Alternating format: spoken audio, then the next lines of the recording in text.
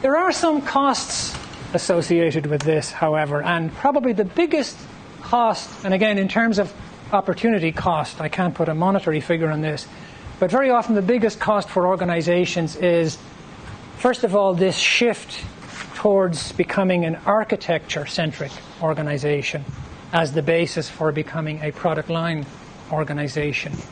And if you're an organization that doesn't yet appreciate the benefits of architecture, you're going to have a hard transition to software product lines. And certainly there's a lot more information about architecture and architecture-centric practices now than when Celsius Tech started off. Although I found in one of our product line technical probes, a particular product development manager thought that all of the quality attributes would be done at product development time. If you want to make something fast, you do it when you're coding on that particular product, on that particular hardware. The idea that you could reason about quality attributes way back in the life cycle in conjunction with this thing called an architecture was just an eye-opener to this person.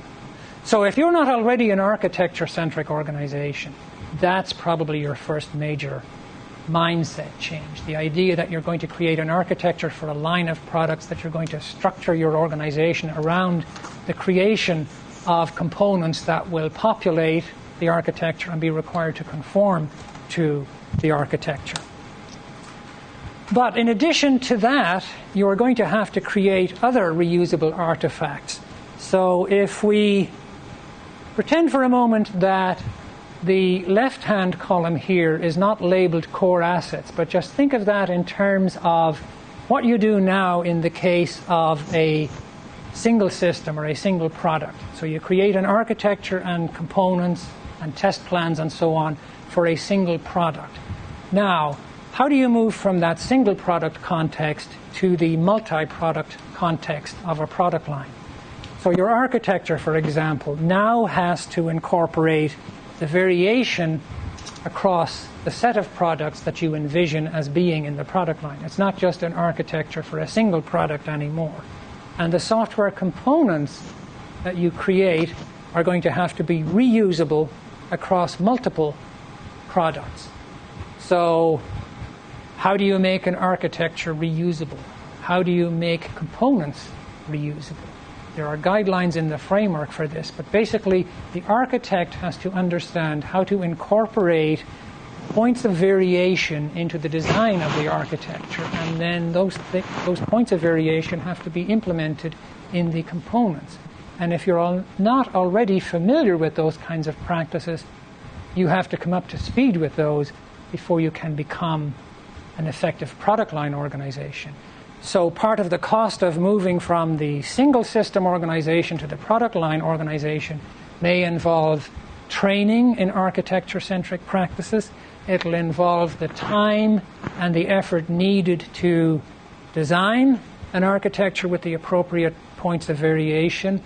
It'll take time and effort to evaluate that architecture with respect to the needs of the different stakeholders in that architecture. And so when you start thinking in terms of the time it takes to get these people together in the same room and evaluate the architecture and so on, you can see that, it's going to take some money. And the amount of money that it'll take really depends on your organization and the level of expertise you have already with respect to some of these practices. And similarly, going down the list then, tools and processes. What kinds of tools and processes do you have in place right now? And what makes you think they're robust enough to handle the multi-system product line case? What kind of training do you need to introduce for any new tools that you introduce? So potentially a lot of expense to set up a core asset base and a tool set and the process discipline to support product production from a core asset base. David Weiss and his colleagues at what was then Lucent looked at several organizations and came up with a rough characterization of the cost and benefits of current practice versus a software product line operation. So the cumulative costs for a number of different products without any sharing of resources just goes up and up over the... Now this of course is a simplification, a linearization of real-world, probably non-linear data. But it shows that with no sharing of resources, the cumulative cost over a number of products just goes up and up. With a product line approach, on the other hand, the line isn't as steep and it begins at a distance off the horizontal axis. What does this distance here represent? What's that gap? Yes, that's your upfront core cost. So it's going to take you some money to set up your core asset base and your whole production infrastructure. And so your job as the person coming up with a business case, and in fact you can think of this as the one chart business case for a software product line effort, your job is to figure out at what point are we going to start getting a return on the investment that we made in setting up the core asset base. So part of the job of setting up a product line is to be able to make a business case like this. And being able to make a business case like this depends on how good a job you do right now with respect to tracking known development costs. So if you don't have a reliable set of historical figures for product development efforts, it's going to be hard to use those as a basis for projections about future benefit. But this is what you're going after in the business case for a product line. I'm going to have to spend some time and money over here. How many different products do I need to get out of the product line, and by when, before I start recovering some of that investment? Raul? Is the relationship between, for example, if I look at the graph, it says that it will probably take you around the same cost that it takes you to build two products to build enough core assets to get the product line working. That's in the specific case of the findings for the organizations that Weiss looked at. Obviously, your mileage may vary, and you could be anywhere along this axis. But that's why you need to do this justification. But in general, the level of effort of building these core assets versus the level of effort that would take you to build any number of products. Is it similar to that? Well, I remember in the old days of reuse efforts, people would say that if it costs X dollars to do something as a one-off specific product, it costs anywhere from 2x to 3x to make that reusable. So 2 or 3 times your development costs for what you produce now to make things reusable. That was the ballpark back then. I'm not sure that it has changed a whole lot in the intervening years. So yeah, be prepared for it could be potentially very expensive. Again, depending on your organizational maturity and whether or not you have any reusable artifacts in place already that you could use as a basis for jump-starting the product line effort. So yeah, there will be an initial cost. And is it worth it to make that investment for future gain? And how far in the future will that gain occur? And typically, you as the developer or the architect won't necessarily know that. So you're going to have to talk to business people. When was the last time you as a technical person ever talked to a marketer or a business person? So these are some of the issues you run into in a product line organization, which is why you need a product line manager supervising all of this and making sure that these connections across the organization are made. That's number of products based on the product line, not quantity of those products. Yes, these are a number of different products that you can reproduce from the same core asset base, yes. It also depends on commonality. If you have more commonality, then you probably, yes, reap the benefit quicker. With a higher degree of commonality. Yeah, so, how much commonality is there, and does that warrant a product line approach?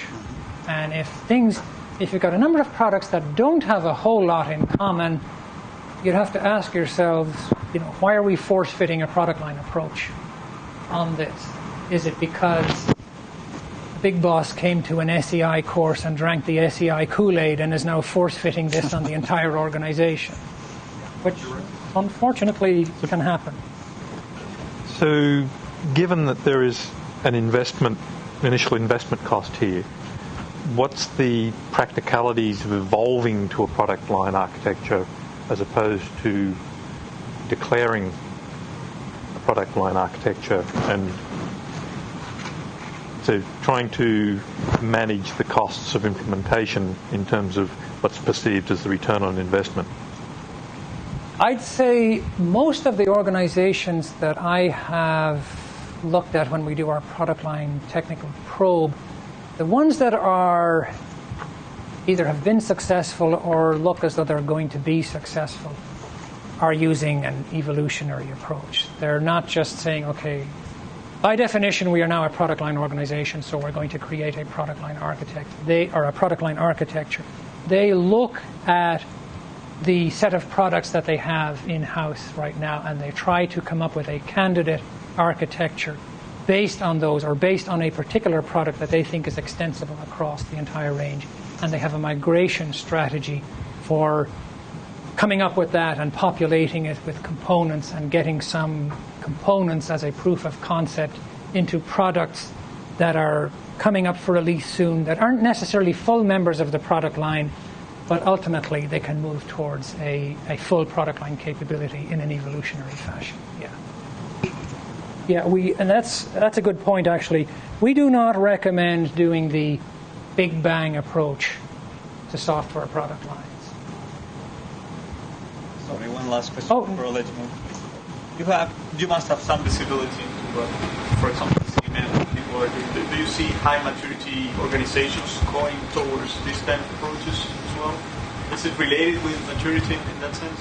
Well, yes and no. Yes, it's related in the sense that you need a high degree of process discipline to do this.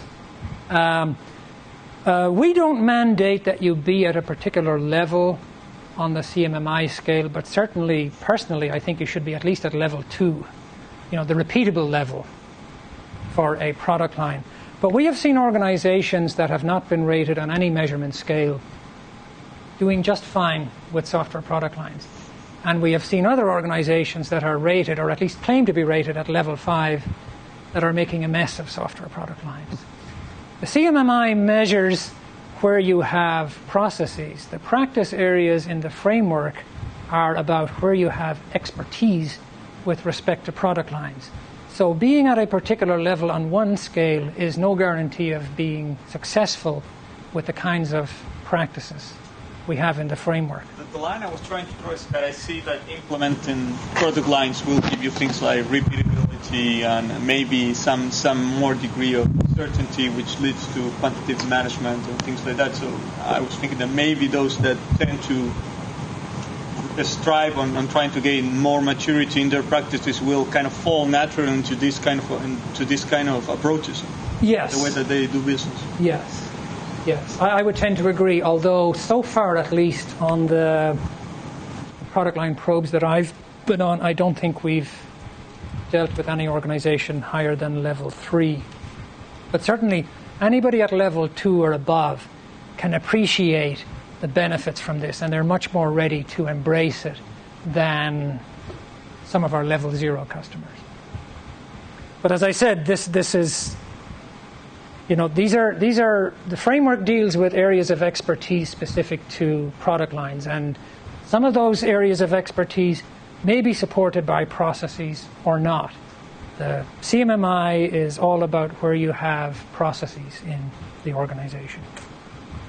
Oh, and I suppose I should also say that we do not intend to create a product line maturity model. So when we do a product line technical probe on an organization, we don't give you a score on a PLMMI scale because there is no such scale. Although some of our colleagues in other organizations would like to have that sort of thing.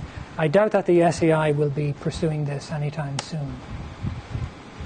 So here's a question for you guys that I don't necessarily expect you to answer in terms of identifying particular risks or particular organizational entities where the risks would lie. But you, since you're attending this course, you are now all de facto product line evangelists. And so you're going to have to understand that there will be risks associated with taking on this in your organization, and there will also be some potential benefits. So where do you see those risks within your organization? Where do you see the resistance? And where do you see the potential benefits? And if you are not the person who can either overcome the risks or sell the benefits of a product line, who in the organization can? And are you connected with that person? These are the kinds of issues that you would have to deal with.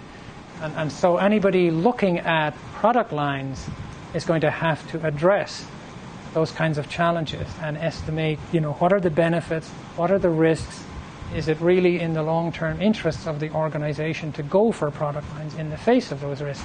Is there enough of a gain to be made that would overcome those? And again, as I say, typically it's not the software developers who can do that. So you need to have people at the right level of the organization, which is why a product line team, a product line organization is a multidisciplinary organization. You're going to have people at different levels in the organization and with different skills. Architecture skills, component development skills, business skills, marketing skills, and somebody has to provide the money.